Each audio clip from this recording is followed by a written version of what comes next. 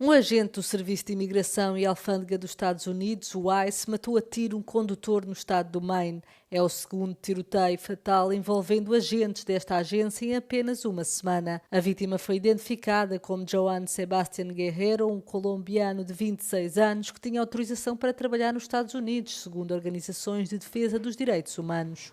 O Departamento de Segurança Interna diz que o agente disparou depois do homem tentar fugir, alegando que existia risco para a segurança pública. As autoridades garantem que os agentes estavam a realizar uma operação de vigilância para localizar um imigrante em situação irregular com uma ordem de expulsão. Mas o senador independente Angus King afirma que o homem morto não era o suspeito que as autoridades procuravam. O responsável pediu uma investigação sincera e transparente. Na noite de segunda-feira, familiares e amigos, membros da comunidade, reuniram-se numa vigília em homenagem à vítima. O caso acontece dias depois de outro tiroteio fatal em Houston, no Texas, onde um agente do ICE matou um cidadão mexicano que se encontrava na sua carrinha de trabalho. Segundo a imprensa norte-americana, esta é pelo menos a 9ª morte registada em operações relacionadas com a política de imigração desde o início da campanha de repressão lançada pelo presidente Donald Trump.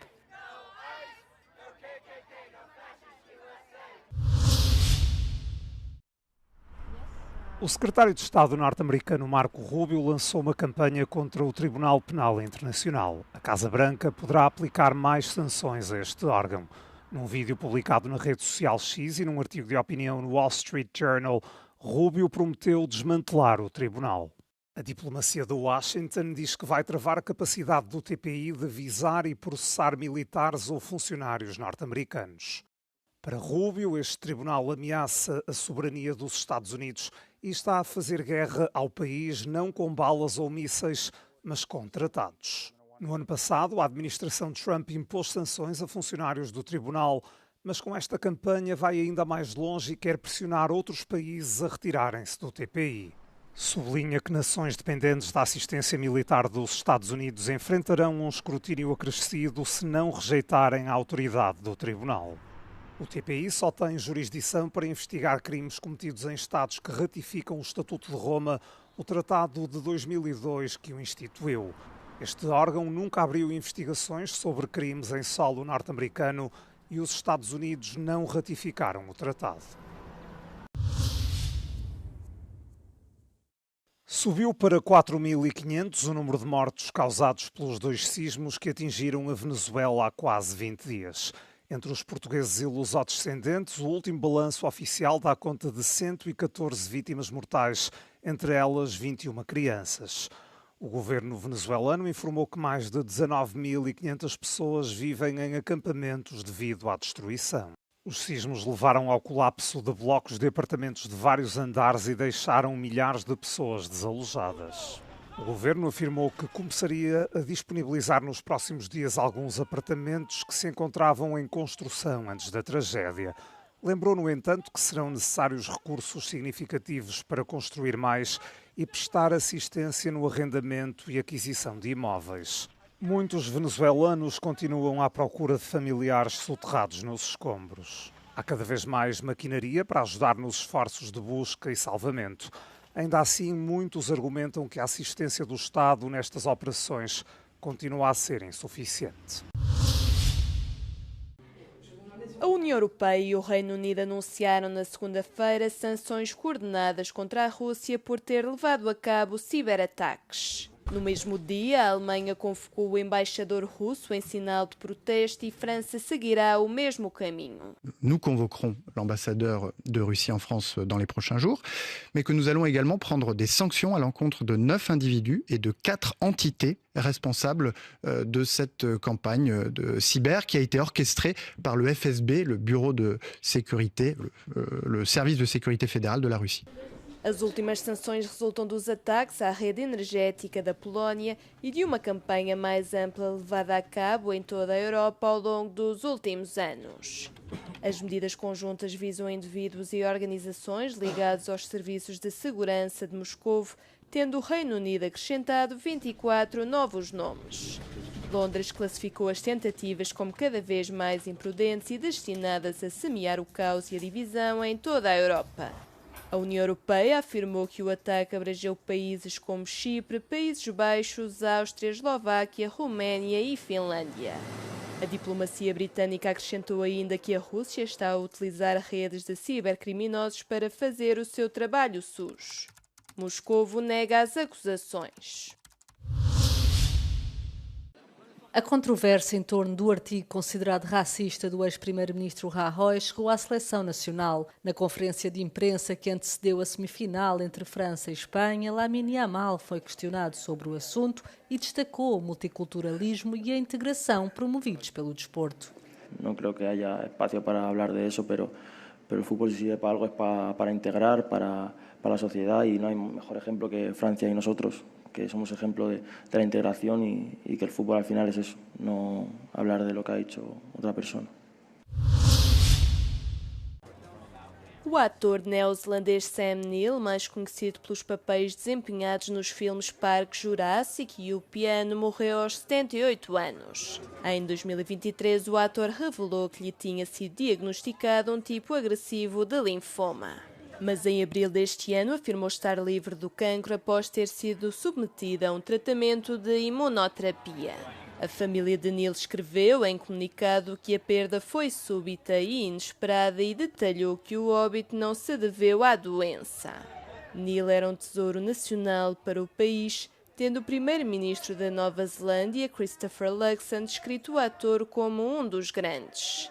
Neill ganhou fama internacional com o papel de Alan Grant em Parque Jurássico. Também protagonizou O Piano, que estreou no Festival de Cinema de Cannes, onde ganhou a Palma de Ouro, antes de conquistar inúmeros prémios, incluindo 3 Oscars.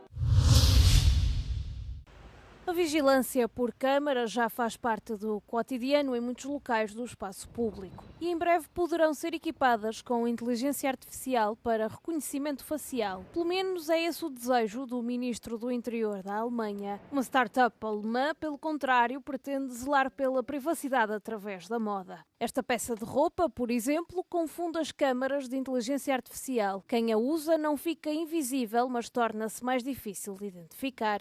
Also das Hauptproblem ist einfach, dass wir nicht wissen, wo die Daten hinfließen. Also digitale Daten sind einfach die neue Ressourcenquelle. Also wenn man sich halt anschaut, Meta, zum Beispiel auch die neue Meta-Classes, wo dann halt auch Gesichtserkennung zum Beispiel auch schon mit drin ist. Es ist halt eine Software, die Menschen aufgrund ihres äußeren Erscheinungsbildes in Schubladen steckt und bewertet. O sucesso de vendas é esta bolsa para smartphone que impede que o telemóvel se ligue à rede, ou seja, localizado por GPS. Depois há ainda este cachecol que redireciona para um código QR com a mensagem desaparece. São produtos que refletem o espírito da época. Also in erster Linie haben wir den Eindruck, dass das Interesse und die Awareness zu dem Thema steigt, also dass mehr Leute sich mit dem Thema beschäftigen, dass es auf vielen Plattformen mehr Sichtbarkeit bekommt. Das Interesse daran steigt, wie kann ich denn vielleicht mit den Systemen anders umgehen, wie kann ich mich auch vor Tracking schützen. Alguns políticos, bem como a polícia, defendem a utilização da inteligência artificial e da tecnologia de rastreamento para combater o crime. Mas para os fundadores da Urban Privacy, a privacidade e a proteção de dados não devem ser postas em causa.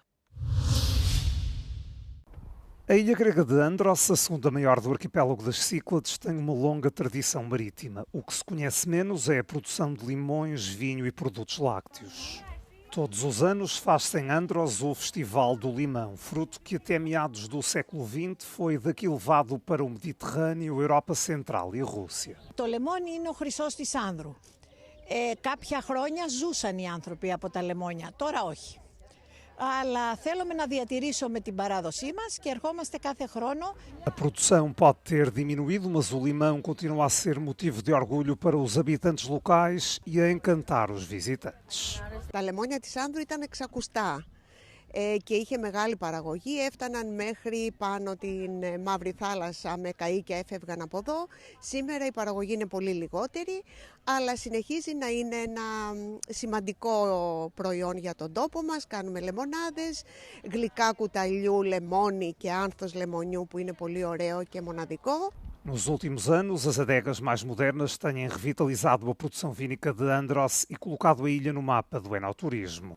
A Quinta Cortesis tem vinhas em socalcos delimitados por muros de pedra 100 metros acima do nível do mar. Dispõe de uma unidade de produção subterrânea, além de proporcionar visitas guiadas e provas de vinhos. Στην Άνδρο παραδοσιακά στα σπίτια φτιάχνουμε κρασί και τσίπουρο. Ο δικός μας στόχος είναι να γίνουμε γνωστοί σε όλο τον κόσμο και να έρχονται εδώ τουρίστες για να δοκιμάσουν το μαυροτράγωνο και το ποταμίσιμα σε ένα πιο επαγγελματικό επίπεδο παραγωγής.